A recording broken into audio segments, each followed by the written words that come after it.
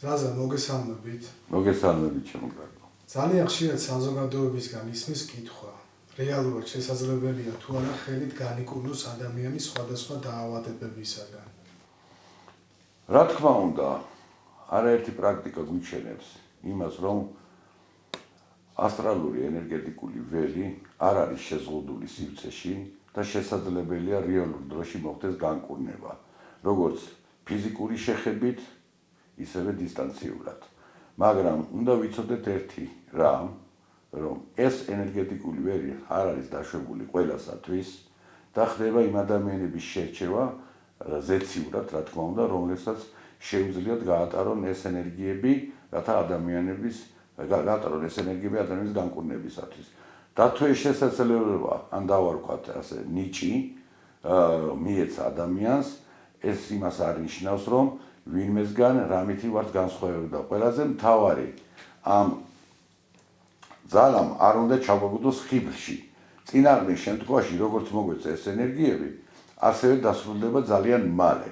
ამიტომ მთავარი რა არის, რომ ყოველთვის უნდა ვიცოდეთ ჩვენი თავის კონტროლი, აუცილებლად არ უნდა ჩავარდეთ ხიბლში, არ უნდა გავიდეთ რაღაცა ზედმეტი რაღაცეები არ უნდა მოვითხოვოთ სამყაროდან. იმიტომ რაც მოგვეცა და მოგვეცა იმისათვის, რომ ადამიანებისათვის გამოვიყენოთ, ეს აუცილებლად პირველ რიგში დიდება უფალს და მადლობა უფალს, რომ მოდის ეს ენერგიები იმისათვის, რომ დავეხმაროთ ადამიანებს და მოხდეს მათი გამოჯანმრთელება. და ყველაზე მთავარი არის ის, რომ ამ ენერგიებთან ერთად ადამიანმა უნდა იგრძნოს ენერგეტიკული კავშირი და ჰქონდეს რწმენა, რის შემდეგაც მოიტანს ფიზიკური მდგომარეობის ფორმირებას და ამასთანავე ხდება სხეულის უჯრედოვანი ქსოვილების აღდგენა, რითაც ხდება ამა თუ იმ დაავადების განკურნება.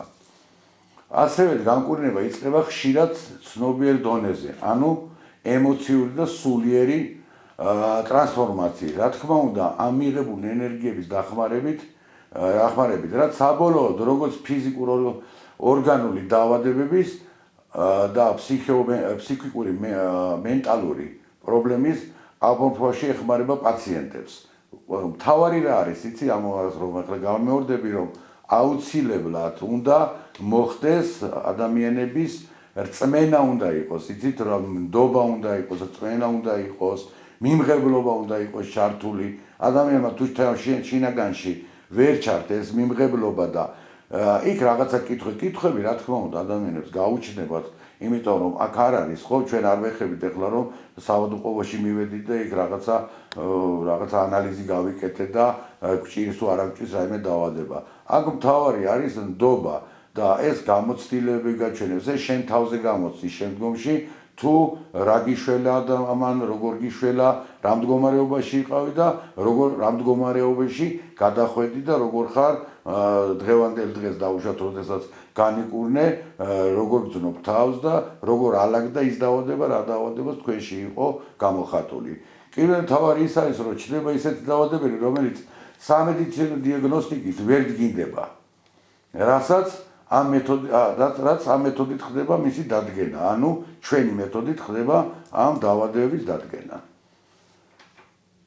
თქვენი მეთოდით, ანუ როგორ ადგენთ დიაგნოსტიკა როგორ ხდება თქვენთან?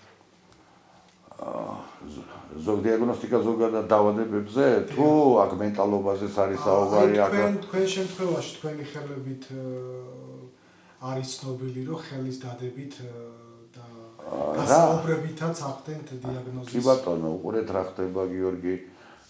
რა თქმა უნდა, აუცილებლად უნდა შევეხოთ ხელით, როდესაც პაციენტი მოდის და როდესაც პირველ რიგში რა ხდება, ხო, ჩვენ ხომ მკურნალობას არ ვიცით. ხელით შეხება, ანუ წერტილოვნად ეხება. არა, აგიხსნით ახლა, აქ წერტილოვნად ცოტა სხვა რაღაცა არის. აქ ცოტა სხვა რაღაცასთან აქვს საქმე. ნახეთ, როდესაც პაციენტი მოდის ჩემთან და როდესაც თვითონ ან იცის რა დაავადება ჭირს, ან არ იცის საერთოდ რა პრობლემა აქვს, ხო? ამიტომ პირველ რიგში უნდა გავიაროთ დიაგნოსტიკა.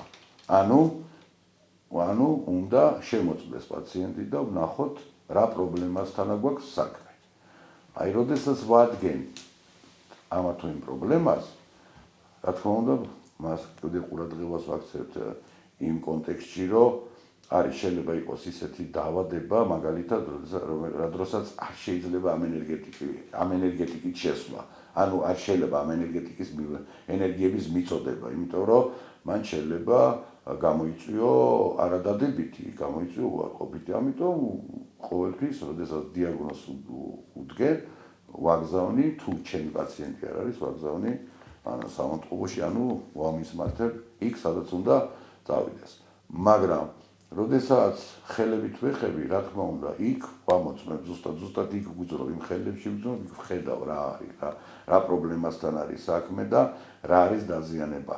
რა დაზიანება არის, რა დაავადება არის, როგორ არის, რა შეიძლება, რა არ შეიძლება და მე როგორც ფიზიკურად ვეხებით და აქ წერტილოვნად ეხლა აი როგორ აგიხსნათ ეხლა ეს წერტილოვნად იქ შედიხარ იმ ადგილებში შედიხარ ხელებით სადაც პრობლემა შეიძლება დაუშვათ რომელიღაც ორგანო იყოს, მაგრამ იქ მარტო იქ არ არის, თავარია სათავე, თავი, საიდან წამოვიდა, რატო გაჩნდა და ასე შემდეგ. ფიზიკურად როგორ ხდება, როგორც ვიცით, თითების დადებით რაღაცა ესეთი ნუ ეხლა ეს ვერ გამოვკვეთოთ, თითების დადებითაც ხდება, ხელების დადებითაც ხდება, საუბრითაც ხდება და რა ვიცი, ეხლა ეს ცოტა ძალიან რთული ასახსნელია, იცით, მე რომ ეს ჩავშალო, ამას ვერ ჩაწვდები, აი რა ნახეთ ძალიან რთულია ახლა აქ თითებით და ხელებით როდესაც მუშაობ, აქ ენერგიების მიწოდება ხდება, ყველაზე მთავარი რაც არის და იქ უნდა მიაწოდო ენერგიები, მარტო იქ არა რომ მას აუშვათ რომელიმე ორგანოს პრობლემა აქვს და იქ არა, მთლიანად მთელი სხეულს აწვდიან ენერგიებს და მთელი სხეულის პირველ რიგში რაც მთავარია, მთელი სხეულის გაწმენდა ხდება. და რა თქმა უნდა, მე უკვე იმ პრობლემის, იმ დაავადების, რომელი დაავადებაც მარტო დაგრჩება უკვე ბოლოში ის პრობლემა, რომელიც უნდა ალაგდეს.